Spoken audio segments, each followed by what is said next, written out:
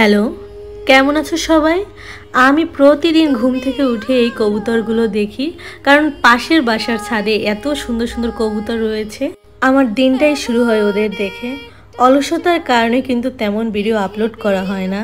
আমার গ্যালারিতে যে কত ভিডিও রয়েছে, সকালবেলা ঘুম থেকে ওঠার পর যদি মনটা ভালো না থাকে তাহলে কিন্তু সারা দিনটাই খারাপ যায়। ফ্রেশ হয়ে রান্নাঘরে যাব। বিয়ের আগে তো মা দিত, এখন তো নিজেরই বানাতে হবে। চটজলদি করে আমি নুডলস আর চা বানিয়ে ফেললাম। কেমন লাগে? রাজুর দোকানেরটা বেস্ট না? তাই তোমরা অনেক আগে থেকে খাইতো। তাই আগে পোলাই পোলাই দিত না? কি কি দিতাম তা মনে আছে? আচ্ছা আচ্ছা, কি বলতো? এখন পোলাই দাও না কেন? আমি তো ঘরেই থাই, পলাই কেমনে দেবো?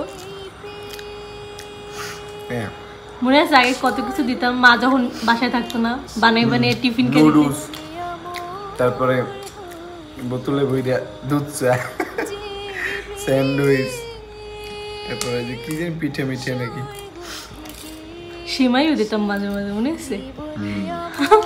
কি সুন্দর। আমি ওই সময় ওই কয়টা আইটেমই পারতাম। নুডলস আর দুধ চা বেস্ট। দুধ চা তো দিতাম বোতলে ভরে, সসের বোতলে তুই। আমরা দুজনে একসাথে থাকলে ম্যাক্সিমাম টাইম পুরোনো দিনগুলোর কথাই বলে থাকি, কারণ পুরোনো দিনগুলো ভুলতে পারি না। দুপুরে রান্নার জন্য বাঁধাকপি নিয়েছিলাম। বাঁধাকপি, চিংড়ি মাছ, নারিকেল আর পাঁচফোড়ন দিয়ে সম্ভারা দিয়েছিলাম।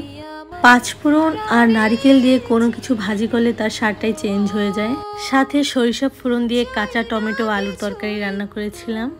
আমি মাছ ভালোভাবে কাটতে পারি না, ও সবসময় বড় মাছগুলো বাজার থেকে কেটে নিয়ে আসে, কিন্তু এই পোমা মাছটা কাটা অনেকটাই সহজ, এজন্য ভিজিয়ে রাখলাম।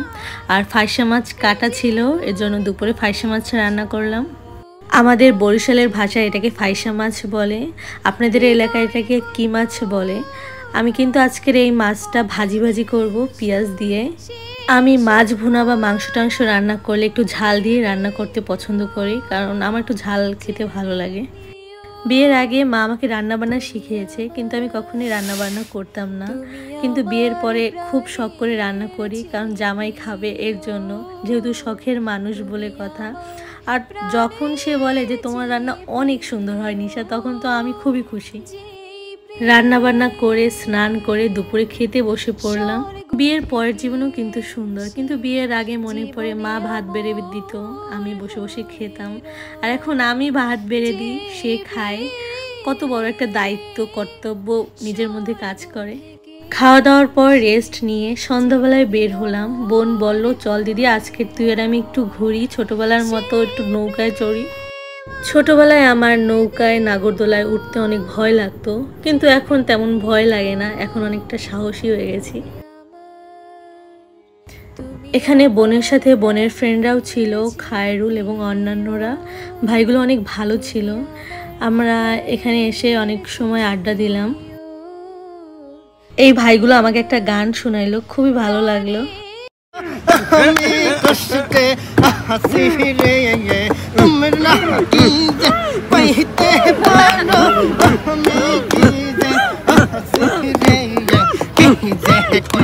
কেমন লাগলো জিকির? আমি এখানে চিকেন ফ্রাই এবং মিট বক্স অর্ডার করেছিলাম এবং সাথে মোমো। ও কিন্তু আমার থেকে 5 বছরের ছোট, কিন্তু কোনো জায়গায় গেলে কিন্তু বলে না, কারণ ও যে আমার থেকে হাইটে বড়, এজন্য আমাকে কিন্তু সবাই ছোট বলে, ছোট বোন বলে। তখন কিন্তু আমি দারুণ মজা পাই, আমার খুবই ভালো লাগে। তারপর আমরা খেলাম দুধ চা। দুধ চাটাও অনেক মজার ছিল। এরপর চা খেয়ে আমরা বাসার উদ্দেশ্যে রওনা দিই। এভাবেই আজকের দিনটা আমাদের শেষ হয়। সবাই ভালো থাকবেন, টাটা।